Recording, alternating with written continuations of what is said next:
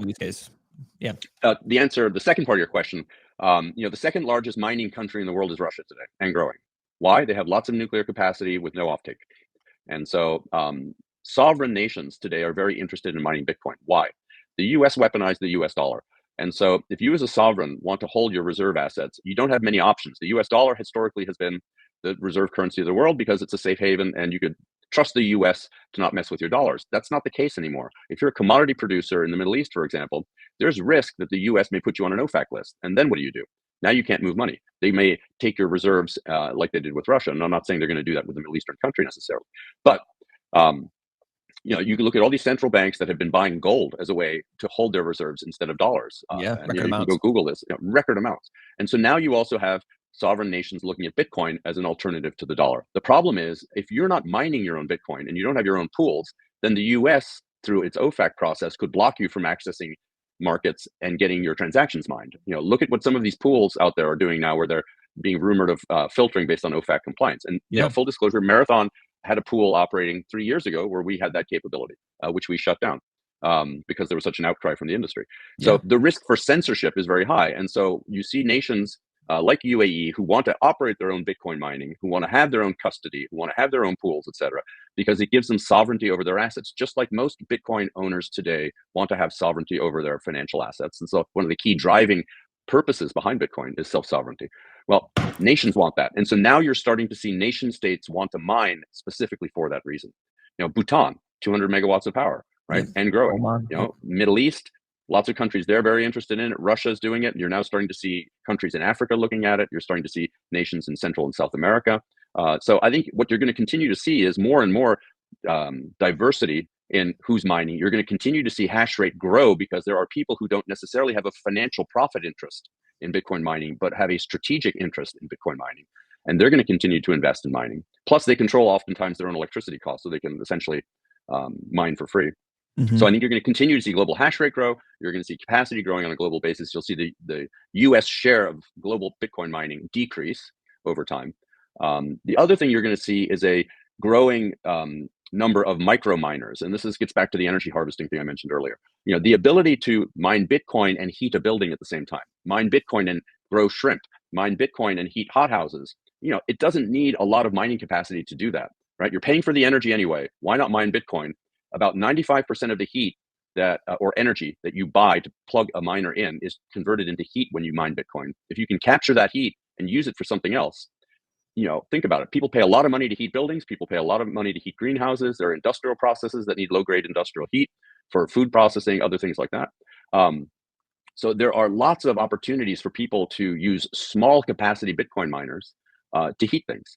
And so you're going to see a growing amount of hash rate. It'll be very slow at first, but over time, you'll see it grow to be a significant share of mining that is micro miners doing simple things like heating, where mining Bitcoin is really a byproduct of what they're really doing.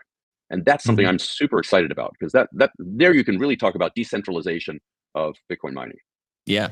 Micro miners. I like that. There's that Reason TV documentary. I don't know if you saw it, of the bathhouse in New York. I don't know if you saw that. Yeah. So that heat reuse, I mean, the possibilities there are endless, like you mentioned. Sure. So, most miners are constantly chasing what we call utility scale mining. You get 100 megawatts of power locked up. You're either behind the meter or in front of the meter, and you're doing energy arbitrage. That is viewed somewhat parasitically, right? Because some people think you're taking power away from others. In reality, you're helping stabilize the grid if you work well with your grid operator. But it's still viewed kind of in a less positive light. Energy harvesting is really focused on trying to harness energy that otherwise is completely stranded. So think methane from oil fields, think methane from landfills, think methane from agricultural waste. So not just cow manure, but all of the agricultural products that are harvested and processed in some way for the food we eat or what we drink. So think of corn, think of sugar. Sugar cane is burnt normally after it's been processed, right? Causes huge amounts of pollution. You could take that sugar cane, put it in a biodigester, turn it into methane, use methane to generate electricity. The other thing we do, it's not just generating electricity from these products or these biomaterials. It's also then taking the heat we produce. Bitcoin mining is an ideal way of creating heat because about 95% of the energy that goes into a miner comes out as heat. And if you use immersion technology, you can capture that heat at about 50 degrees centigrade, which is very hot water. It's enough to heat a building. It's enough to launder clothes. It's enough to shower, et cetera. And so you can sell that heat back into an industrial process. So food processing, you could take the food waste coming out of a food processing plant, turn that into methane, turn it into energy, mine Bitcoin, and then pump hot water back into the process. That lowers their energy costs because now they don't have to pay to heat whatever it is they're heating. We're talking to people in Scandinavia where they use centralized high heat systems which spread steam around the city to heat it, about taking our dual phase immersion technology, which are kind of, think of them as micro miners almost, which you could deploy to heat a building. It's a self-contained box. You plug it in, you pay for power, and they pay you for heat, and it's about a wash on the cost. And what happens is you get Bitcoin for free that way. So we view a marketplace down the road where Bitcoin mining really becomes more like microgrids compared to utilities. Lots of miners in small sites spread all over the place, taking advantage of all this wasted, truly stranded energy, and then have the ability to potentially sell that energy into the grid when it's needed. So you're a net generator versus a net consumer. And I think that that's really the future where this goes, because that gets you to zero cost Bitcoin mining. And if you're a zero cost Bitcoin miner, you'll always be able to mine no matter what the price of Bitcoin is. And at the end of the day, one of the biggest debates happening amongst the maxis and the core developers is this concept of, oh, do we want to alter the Bitcoin blockchain to provide for the security budget of the Bitcoin blockchain? Because eventually Bitcoin, there'll be so many Bitcoin miners that it won't be profitable to mine. Well, that's the whole point. You have to get to a place where it doesn't cost you anything to mine Bitcoin. And at that point, Bitcoin will be the absolutely most secure network in the world because there's no way to attack it. How far out are we from getting there?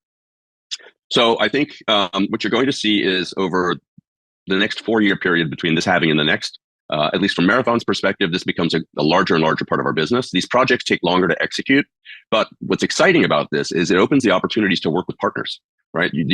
For example, we can build and deploy a building heating system. We don't have to go sell it building to building. We can go to people who sell HVAC systems and say, hey, here's the system, right? You plug it in, you're going to get monthly recurring revenues for deploying this, and your customer's going to get heat.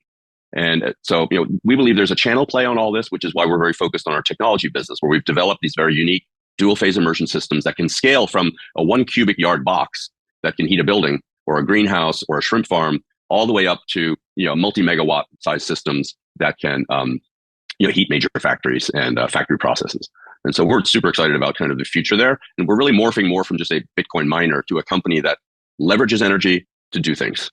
And I think that's something that very much differentiates us. Plus, I think also our global footprint. We're of the miners out there. We're one of the few people that mine not just in North America, but also in places like the Middle East, places like South America. And we're continuing to grow that because there are lots of opportunities both in the utility scale mining and the energy harvesting side part of the world all over. So, can you talk a little bit more about this new mine that you acquired? Yeah. So Generate Capital was a financial investor who had financed for Compute North a couple of years ago. They built out of 2 sites. One is in Texas and one is in Nebraska, a total of about 390 megawatts. And Compute North went bankrupt. Generate Capital took possession of the sites and has operated the sites. And we have a small number of miners operating at one of the sites today already. And they had decided that they wanted to exit those sites. And so we entered into negotiations with them to acquire the sites. It's 290 megawatts in Texas, 100 megawatts in Nebraska, with the ability to expand it considerably. The benefit to us is it's predominantly additional capacity. We're very focused on achieving 50 exahash of hash rate by the end of 2025. And this brings us, almost all the way there with the capacity that we'll be able to gain as the people who are being hosted there, as their contracts burn off and as they exit. This will also increase our owned and operated capacity to about 44% of our total global capacity. And so, as you may remember, we started in this business with an asset light model. We're going to grow as fast as we can using third-party hosting. And now we have a portfolio approach. We have some third-party hosting, some self-owned and operated, and then we also do JVs, especially outside of the US, to kind of lower the risk in what we're doing. And so we found that to be a great model for growth, and we're going to continue to iterate on it. Now, one other aspect of this power conversation is how much is coming from renewables. And I think that the renewable energy percentage just hit another all-time high. It's like 58, 59% now. There's no other industry in America, for sure, probably nowhere, that has anywhere near, 2/3 of the energy consumption coming from renewables. Is that going to just continue to go up over time as you see the energy harvesting and a number of other kind of initiatives that people are going after? Absolutely. There's a chart that I looked at the other day